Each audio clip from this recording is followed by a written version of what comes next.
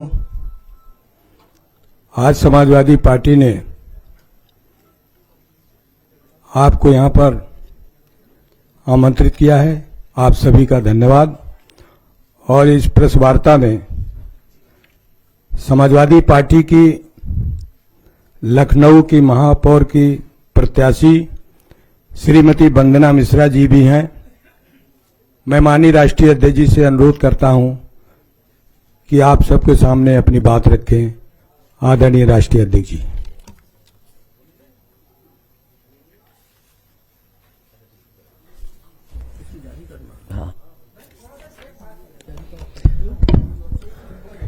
मैं चाहता हूं पहले मेयर की प्रत्याशी 1 मिनट अपने अपील कर दें। बस 1 मिनट बोल दीजिए आप।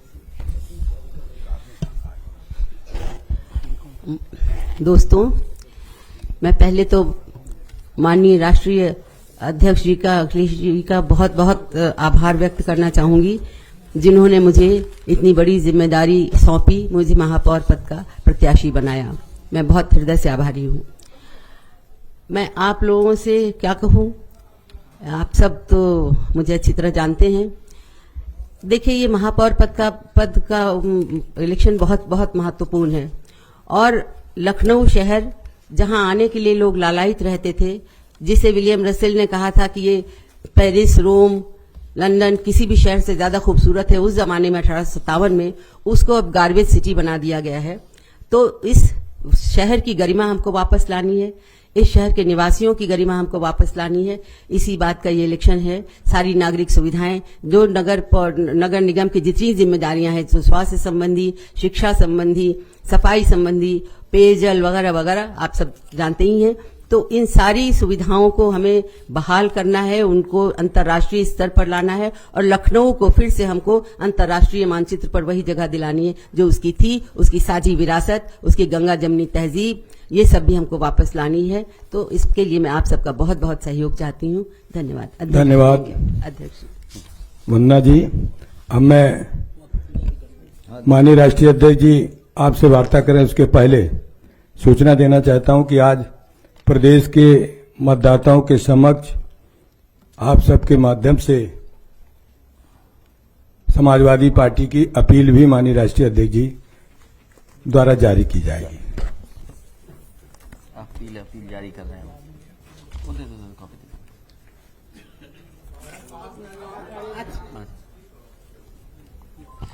ये छोटे वाले कार्ड भी बांट दो सबको, छोटे वाले दो।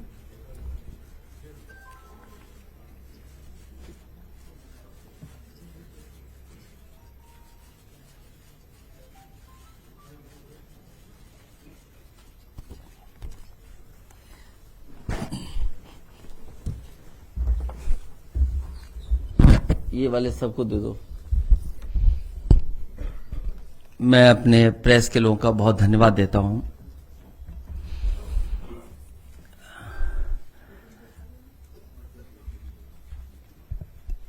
ये चुनाव लखनऊ से लेकर के पूरे उत्तर प्रदेश के नगर निगम, नगर पालिका और टाउन एरिया का चुनाव होने जा रहा है। बहुत महत्वपूर्ण चुनाव इसलिए बन जाता है कि आज हमारे शहर बढ़ते चले जा रहे हैं और जिस तरीके से गांव में जो सुविधाएं मिलनी चाहिए, सुविधाएं मिल रही हैं, लेकिन शहरों में आबादी बढ़ती चली जा रही है और शहर की जो समस्याएं हैं, खासकर जितनी भी समस्याएं, सब भारतीय जनता पार्टी की देन है। सबसे ज्यादा, सबसे लंबे समय तक इन शहरों पर मेयर कोई बनकर के रहा है तो भारतीय जनता पार्टी के ही रहे हैं। उदाहरण के लिए अगर हम लखनऊ देख लें, सबसे ज्यादा भारतीय जनता पार्टी का यहां कब्जा रहा है। कानपुर में उन्हीं के मेयर रहे, वाराणसी में उन्हीं के मेयर रहे, आगरा में भी उनके मेयर रहे। दोनों इंजनें, दोनों सरकारें, और अब सरकार ये कहती ट्रिपल इंजन चाहिए। ये ट्रिपल इंजन तो बहुत दिनों से चल रहा था। लेकिन भाजपा ने जिस तरीके से स्मार्ट सिटी तो नहीं दी, लेकिन नालियां खुली पड़ी हैं, गंदगी पड़ी हुई है, सड़कों पे अभी तक गड्ढे नहीं भरे गए हैं, गलियों का दुर्दशा पैदा कर दी वहां पर। इनको न ठीक करते हुए यहां पर जिस तरीके से भ्रष्टाचार हुआ है, एक शहर के नहीं हर शहर में उंगली उठी है। अयोध्या जैसे जिन पर उंगली उठी उनकी टिकट कट गई। शाहजहांपुर में उनके पास प्रत्याशी नहीं था। भ्रष्टाचार के आरोप इन लोगों पर लगातार लगे हैं। आज जो लखनऊ में दिखाई दे रहा है जो बड़ा काम, ये जनता के लिए समाजवादी सरकार में ही बने और आगे बढ़ाए गए। मेट्रो जो पूरे शहर को सुविधा दे रही है, जहां तक बनी है वहीं से बन करके वापस आ जाती है। इस सरकार ने आगे काम नहीं किया। आखिरकार स्मार्ट सिटी में क्या कर रहे हैं आप? आपका रिवर फ्रंट वैसा ही का वैसा है। जितनी भी बिल्डिंगें बनी थीं, जो सिग्नेचर बिल्डिंगें थीं, जो शहर को खूबसूरती देती हैं, वैसी की वैसी हैं। शहर के हजारों पार्क हैं जो बर्बाद कर दिए सरकार ने। जो बड़े पार्क थे उनको भी जो सुविधाएं मिलनी थी वो नहीं दे पा रहे हैं। कोई सड़क ऐसी नहीं है जहां पर आप निकलें जाम में न फंस जाएं। और सरकार के स्तर पर एक मीटिंग, दो मीटिंग, और आप में से सब लोग जानते होंगे कि न जाने कितनी बार मीटिंग की है कि ट्रैफिक व्यवस्था लखनऊ की सुधर जाए, बड़े शहरों की सुधर जाए। इसी शहर में देश के प्रधानमंत्री जी ने कूड़े से बिजली बनाने का कारखाना लगाया था, कभी बिजली नहीं बनी। कूड़े का डिस्पोजल क्या है? मेडिकल वेस्ट कहां जा रहा है? जो सफाई जिस तरीके से होनी चाहिए वो सफाई नहीं हो पा रही। जो पेड़ लगे थे वो भी काट डाले। जो नकली पेड़ लगाए थे इन्वेस्टमेंट में, वो सब सूख गए। जब कभी इन्हें इन्वेस्टमेंट या दूसरे लोगों को बुलाना पड़ता है तब ये कुछ चीजें साफ सुथरी दिखाने लगते हैं। रिवरफ्रंट की लाइट ऑन कर देंगे। तो समाजवादियों ने जो काम करके दिखाया था वैसा ही क्या वैसा, उससे आगे नहीं सरकार ने बढ़ाया। और स्मार्ट सिटी के नाम पर तो इतना भ्रष्टाचार हुआ है जिसकी आप कल्पना नहीं कर सकते। वाराणसी, आज की खबरें, केवल 2 दिन की खबरें हैं। जैसे गोमती दिखाई दे रही है वैसी वरना भी उनकी दिखाई दे रही है। गोमती के बाद अगर कोई सबसे अच्छा रिवर फ्रंट बनने जा रहा था तो वरना नदी पर बनने जा रहा था, वो भी वैसे ही का वैसा है।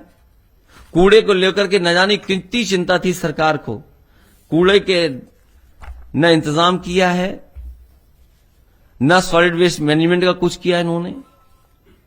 धूल धक्कड़ शहर में इतना उड़ रहा है और साथ ही साथ इतना हॉर्न बजता हुआ दिखाई दे रहा है जिसकी कल्पना नहीं की जा सकती। तो जो बुनियादी मुद्दे शहर के थे उन मुद्दों से ध्यान हटाने के लिए सरकार न जाने किन मुद्दों पर बहस छिड़ रही है। हमारा समाजवादियों का मानना है कि शहर साफ सुथरे बने, शहर अच्छे हों, और इसीलिए हम लोगों ने निकाय चुनाव में किन मुद्दों पर बहस करना चाहते हैं वो बहस के लिए हमने मुद्दे रखे हैं। मुझे उम्मीद है कि शहरी चुनाव में जो मतदाता निकलेंगे और जहां जहां समाजवादी पार्टी के प्रत्याशी लड़ रहे हैं उनको भारी बहुमत से जिताने का काम करेंगे। जिस तरह की स्मार्ट सिटी की सरकार बात कर रही है, एक स्मार्ट सिटी बहुत तेज आगे बढ़ रहा है, काम बहुत तेज चल रहा है। 2027 तक बता रहे हैं स्मार्ट सिटी बन जाएगा, पहले 2022 तक बता रहे हैं। जो शहरों से जानवर न हटा पा रहे हों, तारीख के बाद तारीख बदल रहे हों, और जो अधिकारी जिनकी जिम्मेदारी थी उसके अलावा अधिकारी लगाए गए थे, आईएएस स्तर के अधिकारी लगाए गए थे जिससे जानवर शहर से हट जाएं। आखिर उन अधिकारियों ने क्या काम किया है? और यही स्मार्ट सिटी में केवल 1-2 बिंदु नहीं है। आपका ट्रैफिक मैनेजमेंट, पब्लिक ट्रांसपोर्ट के लिए आपने क्या काम किया है? जो आपकी मेट्रो लखनऊ की थी या जो वाराणसी में बनने जा रही थी, कानपुर की मेट्रो थी, आगरा की मेट्रो थी, उन मेट्रो को क्यों आगे नहीं बढ़ाया? लखनऊ की मेट्रो केवल उतना ही वहीं तक जाती है जितना समाजवादी सरकार में काम हुआ था, उसके बाद वापस आ जाती है। गोमती में खुले नाले पड़े हुए हैं, केवल 900 मीटर रिवर फ्रंट और बन जाता, डायफ्राम और बन जाता तो एक भी नाला गोमती में न गिरता, पूरी साफ सुथरी नदी शहर से निकल रही होती। उस रिवर फ्रंट को बर्बाद कर दिया। सॉलिड वेस्ट मैनेजमेंट के नाम पर, कलेक्शन के नाम पर भ्रष्टाचार कितने बड़े पैमाने पर, और उसी का परिणाम है कि उन्हें अपने मेयरों की टिकट काटनी पड़ी। अयोध्या के मेयर की इसलिए काटी कि रजिस्ट्रेशन में और रजिस्ट्री में कितने बड़े घोटाले हुए वहां पर जमीनों को लेकर के। हालांकि विषय वो नहीं है, लेकिन तालाब कितने कब्जा करा दिए बीजेपी की सरकार ने। शहर के जितने भी तालाब थे सब कब्जा करा दिए। आखिर किस रियल स्टेट और रियल जो कारोबार करने वाले हैं या जो बिल्डर्स हैं, किससे सरकार मिली हुई है? कौन लोग हैं इसके जिम्मेदार? और कोई 5 साल से मेयर नहीं, न जाने कितने साल से मेयर इनके यहां पर हैं। सरकार इनकी, दिल्ली की सरकार इनकी, यूपी की सरकार इनकी। उसके बाद बजट की क्या कमी? अगर स्मार्ट सिटी में 50% दिल्ली से आना था, 50% यूपी सरकार को देना था, तो आखिर वो पैसा कहां लगाए? किस गली में लगाया इन्होंने? सर, निकाय चुनाव को लेकर कल बीजेपी ने एक सॉन्ग को ट्वीट किया जिसमें आप ही दिख रहे हैं, आप ही के विजुअल दिखाई दे रहे हैं, गाना उसको सुनाई दे रहा है, वो थीम आप ही के गाने से उठाई गई है। उसको लेकर सपा के तमाम नेता ट्वीट करके कह रहे हैं कि लीगल एक्शन इस पर सपा नहीं। क्या कहते हैं उस गाने के लिए? देखिए, वो गाना भारतीय जनता पार्टी ने, और जिसके हैंडल से सबसे पहले आया है, official handle Bharatiya Janata party का है। उसके बाद भारतीय जनता पार्टी के जो शीर्ष नेता हैं उनके सबसे करीबी व्यक्तियों की तरफ से आया। वो इसलिए आया कि जो बुनियादी मुद्दे हैं उनसे ध्यान हट जाए। इन्हें जिस तरीके से महंगाई का सामना करना पड़ रहा है जनता को, शहर में रहने वाले लोगों को, आटे की कीमत क्या है, दाल की कीमत क्या है, आज उन्हें अगर खाने का सामान खरीदना किस कीमत में खरीदना पड़ रहा है, हाउस टैक्स बढ़ा रहे हैं आप, हाउस टैक्स लगातार बढ़ा रहे हैं आप। तो जो महंगाई से ध्यान हट जाए, जो सफाई की जिम्मेदारी बीजेपी की सरकार की थी, वो सफाई पे ना कोई सवाल पूछे, इसीलिए जानबूझ करके ध्यान हटाने के लिए इन सवालों को खड़ा किया जा रहा है। और सीसीटीवी कैमरे हैं, आप देखिए किस तरीके से लॉ एंड ऑर्डर कैसा है यहां पर। वो आंकड़े जो दिखाई दे रहे हैं वो हमारे आंकड़े नहीं है, वो आंकड़े तो सरकार के आंकड़े हैं।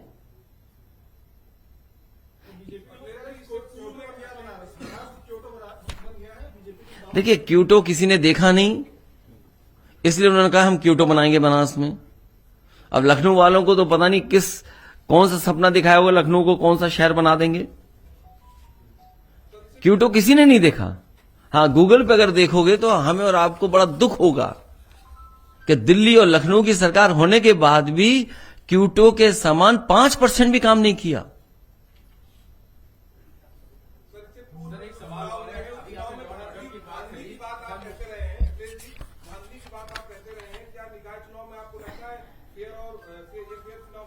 देखिए, स्मार्ट सिटी में क्या होना था, जल आपूर्ति होनी है पूरी 100%।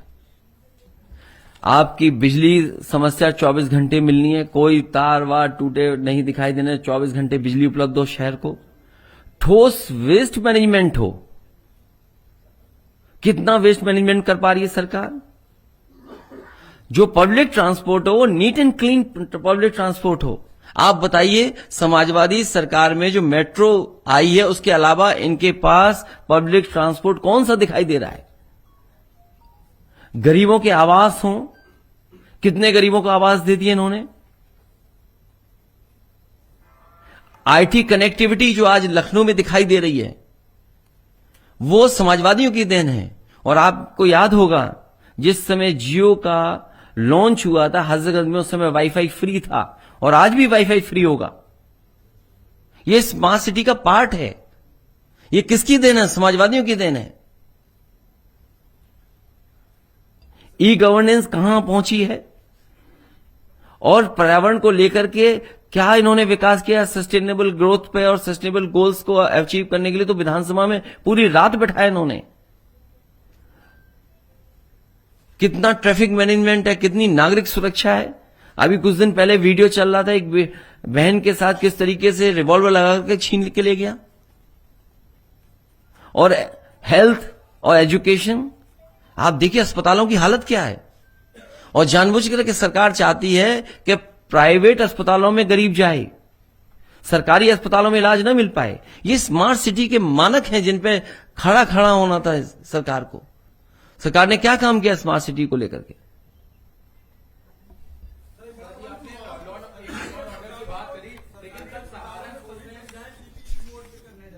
इसलिए दे रहे हैं कि जिससे जो सुविधाएं हैं वो जनता को मिले ही ना, केवल अमीरों को मिले।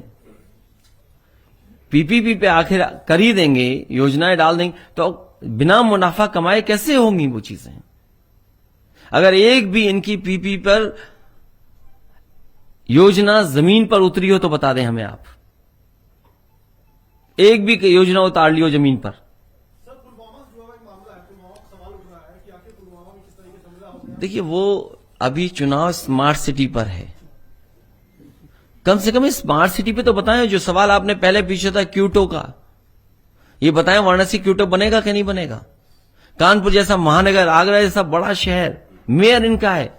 मेट्रो समाजवादियों की देन है आगरा में। आगरा में वर्ल्ड के टूरिस्ट आते हैं। क्या सुविधाएं दी आपने? सहारनपुर में क्या सुविधाएं दी हैं आपने? आप मेरठ में बताओ क्या सुविधाएं दी आपने? चुनाव इसका है। और फिर छापे के नाम पर, जीएसटी के नाम पर कितना व्यापारियों को परेशान किया। जब शुरू आवाज उठी तो उन्होंने चिन्हित किया कि किसको देना, किसके यहां छापा मारना है। अगर वो विरोधी पार्टी के तो उनके यहां छापा पड़ेगा। चिन्हित कर करके छापा मारा गया।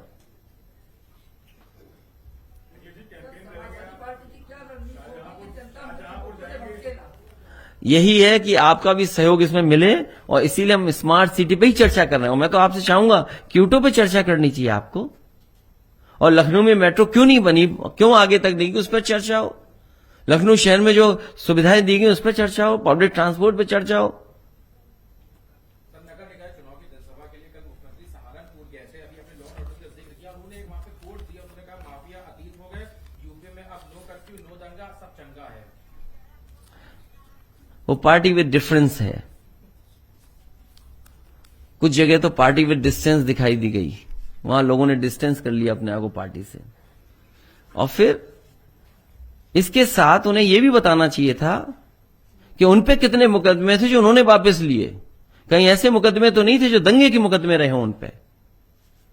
मैं इसलिए कहना चाहता हूं, जानबूझ करके सरकार के लोग मिलकर के ध्यान हटाना चाहते हैं, क्योंकि ये शहरों से कूड़ा नहीं हटा पाए, शहरों की नालियां नहीं साफ कर पाए, शहरों में ये पब्लिक ट्रांसपोर्ट नहीं दे पाए, शहरों में ये सुरक्षा और स्वास्थ्य की सुविधाएं नहीं दे पाए, शिक्षा की व्यवस्थाएं अच्छी नहीं दे पाए। और जो स्कूलों की फीस को कम करने का दावा किया था इन्होंने, प्राइवेट स्कूलों की, वो फीस कहां पहुंच गई आप महसूस कर रहे होंगे। दूध महंगा शहरों में, जिम्मेदारी किसकी थी महंगाई न बढ़े? अनाज महंगा। अभी उत्तर प्रदेश में गेहूं खरीदा गया, पूरा का पूरा प्राइवेट कंपनियों ने खरीद लिया। जब आप शहर के लोग आटा खरीदने जाएंगे तो सोचिए किसान को तो मुनाफा नहीं मिला। जिसने गेहूं खरीदा और जिसका पैक होकर के आटा आएगा, असली मुनाफा उसके हाथ में जा रहा है। इन सवालों पर जनता ध्यान न दे, इन सवालों पर जनता चर्चा न करे, इसीलिए उनके भाषण दूसरी दिशा में हो रहे हैं। हमारी कोशिश होगी कि जो शहर की सुविधाएं हैं, हमारे कस्बे शहर जो बर्बाद हो रहे हैं, उस तरफ ध्यान देना है। और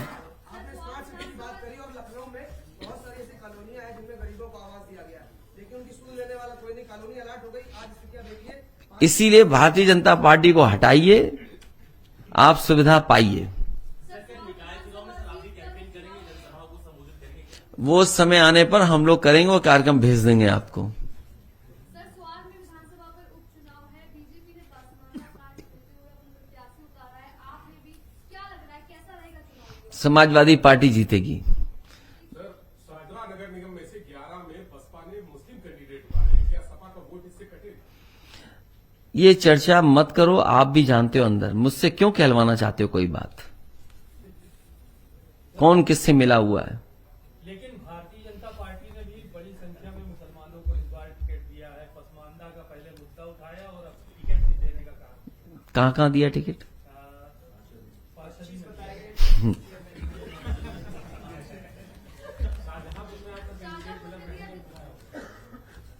शाहजहांपुर में हमारा पार्टी का प्रत्याशी है, उनको तय किया है राठौड़ समाज से, वो लड़ेंगी चुनाव। सर, आपने कानून व्यवस्था को भी लेकर इस मामले में बात की। निकाय के चुनावों को लेकर 2 हत्याकांड जो उत्तर प्रदेश में पिछले जो गुजरे हैं उनको लेकर लगातार चर्चा हो लेखपाल हत्याकांड, फिर जिस तरीके से अतीक का पुलिस की हिरासत में गिरफ्तारी में जांच के दौरान हत्या हो गई, कैसे कानून व्यवस्था को देखते हैं?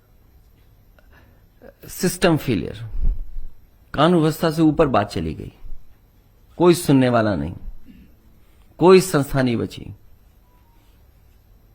और जब आप खुद सोचिए, गवाह के पास सरकार की सिक्योरिटी, जिन पे आरोप था उन पे सरकार की सिक्योरिटी, और उसमें दोनों की हत्या हो जाए तो जिम्मेदार कौन है?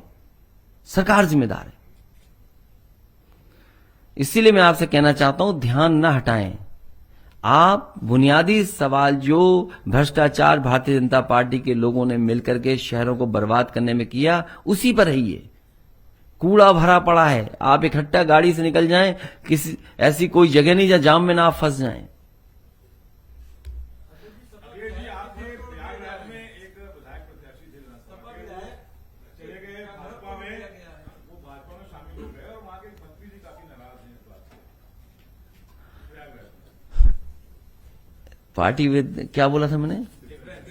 अब पार्टी विद डिस्टेंस। कुछ लोग अपने आप डिस्टेंस कर रहे हैं।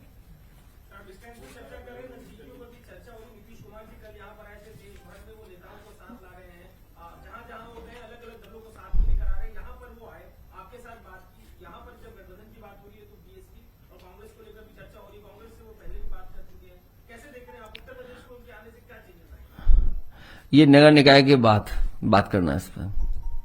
चलिए, बहुत प्रॉपर्टी टैक्स को प्रोजेक्शन की बात आपने करी है, तो क्या ऐसा अगर आपको लगेगा तो क्या आप प्रॉपर्टी टैक्स कम भी कर सकते हैं? उस पर विचार किया जाएगा। तो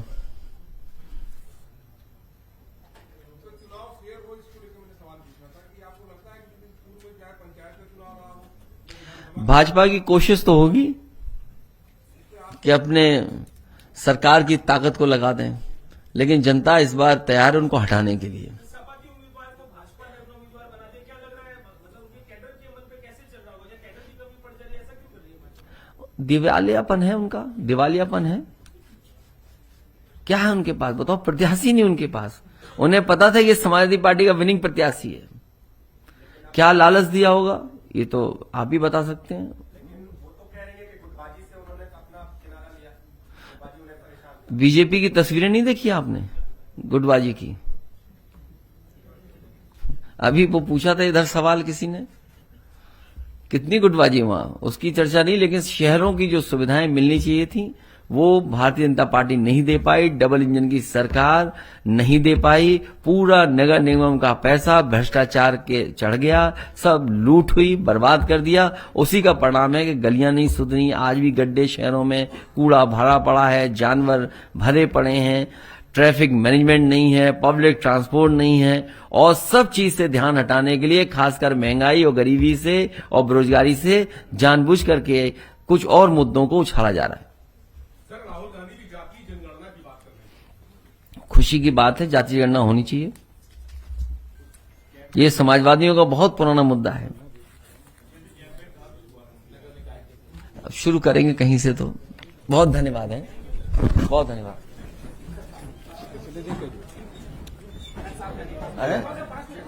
वकील साहब को बता दो।